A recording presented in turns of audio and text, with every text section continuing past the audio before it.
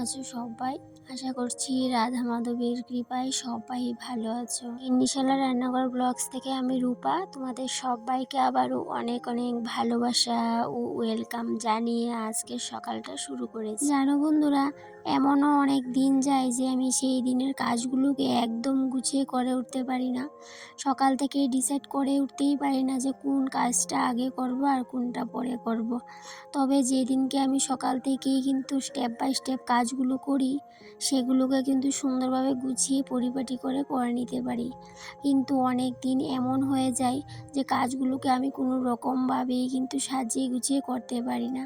সকাল থেকেই ডিসাইড করতে পারছিলাম না যে সকালবেলা স্নানটা আগে সারবো নাকি সকালে রান্নাঘরে যে কাজগুলো আছে সেগুলো সেরে নেব। সকাল সকাল স্নান সেরে নিতে পারলে ভীষণ ভালো, কিন্তু সেটা আর সব দিন হয়ে ওঠে না। তবে মাঝে মধ্যে করে নিই সকালবেলা স্নানটা।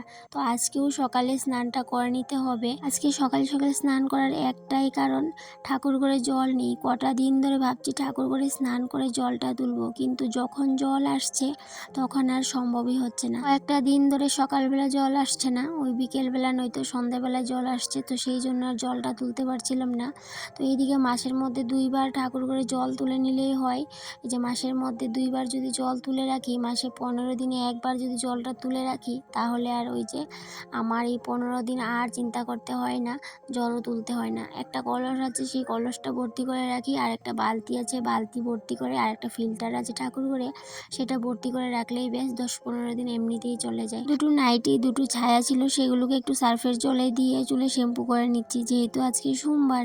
আর সোমবারে তো বেশিরভাগই কিন্তু সোমবার, বুধবার কিংবা শুক্রবার আমি কিন্তু চুলে শ্যাম্পু করি। না হলে কিন্তু শনি, মঙ্গলবার, বৃহস্পতিবার, রবিবার এই দিনগুলোতে শ্যাম্পু করি না চুলে। মেয়ে থাকতে অতটাও নিয়মকানুনে বিশ্বাসী ছিলাম না, কিন্তু গৃহিণী হওয়ার পর যখন সংসারের ভালো মন্দ সবটাই আমার উপর নির্ভরশীল, তখন কিন্তু নিয়মকানুনের ক্ষেত্রে এক বিন্দু অবহেলা করি না। যেহেতু সংসারের সমস্তটাই আমার উপর, সেই জন্য যা কিছুই বড়দের মুখে শুনি সেগুলো মেনে চলার চেষ্টা করি। তো যাই হোক, এদিকে স্নান টান শেষ করে স্নানের কাপড়গুলোকেও সার্ফের জলে দিয়ে দিলাম। আর এদিকে এখন আর কাপড়গুলোকে ধুইব না, কারণ এখন যদি কাপড় ধুতে যাই তাহলে বেশ হয়ে যাবে, জলও চলে যাবে, আর ঠাকুর করে জলটা তোলা হবে না। দিনের অবস্থাটা দেখে নিশ্চয়ই বুঝতে পারছো যে আজকে দিনের অবস্থাটা খুবই ভালো। তো সকাল থেকে দিনের অবস্থাটা খুবই ভালো ছিল, কিন্তু যখন আমি স্নান করে পুজো টুজো দেওয়া কমপ্লিট করে নিয়েছিলাম, তারপর এমন ঝুড়ি ঝুড়ি বৃষ্টি শুরু হয়েছে, সেই বৃষ্টি কিন্তু আর থামার নাম নেই। প্রথম তো একটু সময় ঝড় তুফানের মতো হয়ে গেছে, তারপর বাড়িতে এত জল জমেছে, পুরো সমুদ্রের মতো হয়ে গেছে, সেটা তোমাদের সাথে শেয়ার করবই, দেখতেই পাবে। আর এই বৃষ্টির দিনে গ্রামের বউদের কতটা কষ্ট তোমরা না দেখলে একদমই বুঝতে পারবে না। জানো বন্ধুরা, যেহেতু আমাদের বাড়িটা রাস্তা থেকে অনেকটাই নিচু হওয়ার কারণে রাস্তার যত জল আছে সমস্ত জল কিন্তু বাড়িতে চলে আসে, আর এই জন্যই কিন্তু আমাদের বাড়ির এই অবস্থা হয়ে যায়। আর কতটা কষ্ট হয় সংসারের কাজগুলো করতে, কি বলবো তোমাদের। তো এইদিকে কিন্তু আমি স্নান করে ঠাকুর ঘরে চলে আসলাম। তো এই যেহেতু সকালবেলা এত রোদ উঠেছে, তো সেটা দেখে কিন্তু কারোর বোঝার জু নেই যে আজকে এত এত বৃষ্টি হয়েছে।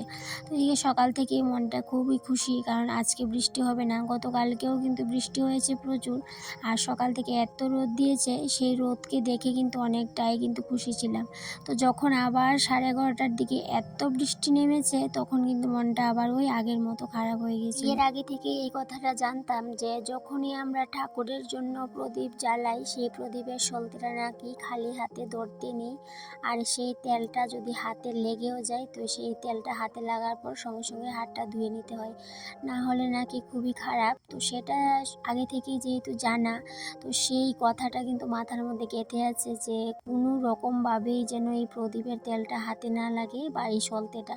তারপর এই সলতেটা জ্বলতে জ্বলতে যখন আমরা সেটাকে কাঠি দিয়ে সলতাটাকে একটু সামনের দিকে এগিয়ে দিই, যাতে করে সলতাটা আগুনটা নিভে না যায় প্রদীপটা, তো সেই কাঠিটাকেও নাকি কাঠিটার মধ্যে যে তেলটা লাগে সেটাকেও নাকি ধরতে নেই। তো ওই যে আগে ছোটোবেলা থেকেই মায়ের মুখ থেকে শুনেছি আসি সেটা মাথার মধ্যে একদম গেঁথে আছে।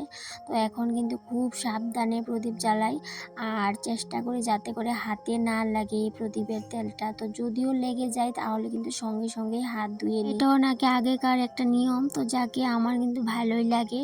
এই যে বড়দের কথা মতো কাজ করতে, সেগুলো মেনে চলতে আমার কিন্তু ভীষণ ভালো লাগে। তাই জন্য চেষ্টা করি যে এই যে নিয়মগুলো আগেকার মানুষই মানতো, আগেকার ঠাম্মা মা কাকিমুনি জেঠিমুনি তারা মেনে এসেছে, তো সেই নিয়মগুলো যাতে করে আমিও মেনে চলতে পারি সেটা চেষ্টা করি। তো এদিকে তোমাদের সাথে কথা বলতে বলতে আমার পুজো কমপ্লিট হয়ে গেছে, কিন্তু বাইরে এই বৃষ্টির ঝোড়ো হাওয়া কিন্তু শুরু হয়ে গেছে। তো এদিকে আমি পুজো দিয়ে বের হতে না হতেই কিন্তু ঝমঝমিয়ে বৃষ্টি শুরু হয়ে গেছে। তো কি অবস্থা, আমি রান্না করে যাওয়ার জো নেই, আর এদিকে কাপড় যে ভিজিয়ে রেখে গেছিলাম সেগুলো কিন্তু এখনও ধোয়া হয়নি। আজকে আবার দুপুরবেলা বোন আসবে, তো বোনকে হাজব্যান্ড যখন বাড়ি আসবে আসার সময় ওকে নিয়ে আসবে একবারে। তো সেই জন্য রান্নাটাও এখনও করা হয়নি, সেই জন্য একটু চিন্তায় আছি। তো এদিকে বৃষ্টি যে শুরু হয়েছে, এই বৃষ্টি আর থামার নাম নেই। তো প্রথমে তো একটু অপেক্ষা করেছিলাম, কিন্তু সেই বৃষ্টি যেহেতু থামছে না, তাই জন্য এই বৃষ্টির মধ্যেই রান্না করে গেছি। রান্নাটা তো সারতে হবে সময়ের মধ্যে। তো এদিকে আমি রান্না করে এসে রান্নাটা বসিয়ে দিয়েছি, আর ইন্ডাকশনে যেহেতু ভাতটা বসিয়েছি একটু টেনশনেই ছিলাম যাতে কারেন্ট যাতে করে না চলে যায়। তো যাই ঠাকুর ঠাকুর করে কারেন্টটা গেল না, আর এদিকে ভাত হতে হতে তরকারি হতে হতে বোন চলে এসেছে। এখন আপাতত বৃষ্টিটা একটু থেমেছে, আর উঠানের অবস্থা দেখে নিশ্চয়ই বুঝতে পারছো মানে কেমন কতটুকু বৃষ্টি হয়েছে। আর একটু সময়ের জন্যই কিন্তু বৃষ্টিটা থেমেছে, তারপর কিন্তু আবার ঝিরিঝিরি ঝিরিঝিরি বৃষ্টি কিন্তু সারাক্ষণ পড়তেছে, মানে এমনভাবে পড়ছিল সারাক্ষণ। এদিকে কি রান্না হয়েছে তোমাদের সাথে একটু শেয়ার করে নেব। আর দেখো বৃষ্টি আবার শুরু হয়ে গেছে, আর এদিকে পুরো আমার যে জলের ট্যাঙ্কিটা আছে সেই দিকে তো বলেই লাভ নেই, পুরো পুকুর হয়ে আছে। তো সেটাও তোমাদের সাথে এক নজর তো শেয়ার করবই। এদিকে দেখো ভাত হয়েছে, আর আগের দিনের একটু মাংস ছিল সেটাকে আমি একটু গরম করে নিয়েছি, আর একটু ডাল ছিল রাতের সেটাকেও কিন্তু বের করে নিয়েছি, সেটাকেও গরম করে নেব। এদিকে হাজব্যান্ড বাড়ি আসার পর হাজব্যান্ডকে কিন্তু আমি চেপে ধরেছি। তো কেন চেপে ধরেছি বলো তো, গতকালকে বলেছিল যে ও বাড়ি এসে বাঁশকুড়ুলের গুদক করবে। তো যেহেতু রাতের বেলা বাঁশকুড়ুল এনে রেখেছে, তো বাঁশকুড়ুলের গুদকটা আমি আবার তেমন ভালো বানাতে পারি না। তো হাজব্যান্ড বাড়ি আসার পর হাজব্যান্ডকে ধরলাম যে তুমি তো বলেছিলে আজকে গুদকটা তুমি রান্না করবে। তো বলা মাত্রই ও কিন্তু সমস্ত কিছু প্রিপারেশন করে এই যে গুদকটা বানিয়ে দিয়ে তারপরে স্নানে গেছে। এদিকে দেখো কত সুন্দর করে গুদকটা বানিয়েছে, মানে এত সুন্দর এত ভালো গুদক বানাতে পারে কি বলবো। আর আমি যেহেতু পারি না সেই জন্য গুদকটা আমি কখনোই বানাই না, আর যদিও বা বানাই অতটাও ভালো হয় না। তো ভালোই হয়েছে গুদকটা, আর গরম গরম দেখো এখনও কিন্তু ধোঁয়া উঠছে। এই মাত্র গুদকটাকে রেডি করে তারপরে কিন্তু স্নান। এই বৃষ্টির মধ্যে আর বাসনপত্র মাজামাজি করতে একদমই ভালো লাগছে না, কারণ বাইরে কাদা মাটি জল আর পুরো সমুদ্র হয়ে আছে। তো সেই সমুদ্র পেরিয়ে বাসন মাজতে আমার আর একদমই ইচ্ছে করছে না। তাই জন্য খাওয়ার জন্য এখানে ওয়ান টাইম নিয়ে নিলাম, তো ওয়ান টাইম থাল নিয়ে নিলাম যেটা ঘরে ছিল। তো আমি সবসময় কিন্তু ঘরে এক প্যাকেট ওয়ান টাইম থাল আনিয়ে রাখি, কারণ অনেক সময় কিন্তু অনেক প্রবলেমে পড়ি, তখন আমি ওয়ান টাইম থালটাই ইউজ করি। তো যাকে আমরা ওয়ান টাইম থালে খাওয়া দাওয়া করার পর তারপরেও কিন্তু অনেক বাসনপত্র জমেছে, সেগুলোকে নিয়ে আবার গেলাম পুকুর পাড়ে। এই দেখো পুকুরটা কি অবস্থা হয়েছে। তো ওই যে বললাম মানে রাস্তার যত জল আছে সব জল আমাদের বাড়িতেই মনে হয় চলে এসেছে, আর এদিকে তো এতক্ষণ আরও বেশি অবস্থা খারাপ ছিল। বৃষ্টির দিনে আমাকে এভাবেই কষ্ট করতে হয়, জানি না কতদিন এই কষ্টটা আরও আমার কপালে আছে। তো যাই হোক সেটা নিয়ে আমি ভাবি না।